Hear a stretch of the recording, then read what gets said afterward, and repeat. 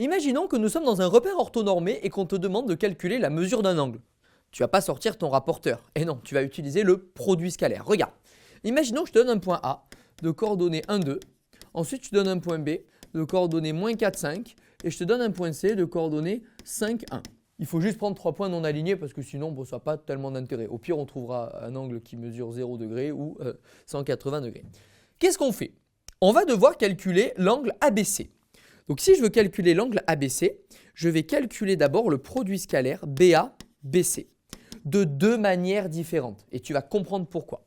Je commence par calculer les coordonnées du vecteur BA. BA, ça va donc me faire 1, moins 4, 5, 2, moins 5, moins 3. Et ensuite, je vais faire pareil avec BC. BC, ça va me faire 5, moins 4, 9.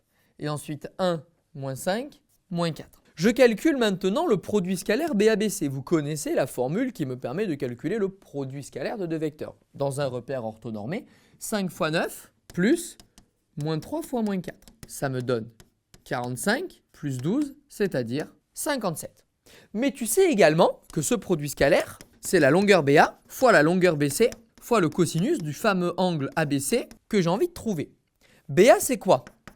C'est la racine carrée de 5 au carré plus moins 3 au carré. La longueur BC, c'est la racine carrée de 9 au carré plus moins 4 au carré. Et ensuite, fois cosinus de l'angle BAC que je cherche. Alors, 5 au carré plus 9, donc 25 plus 9, ça fait racine de 34.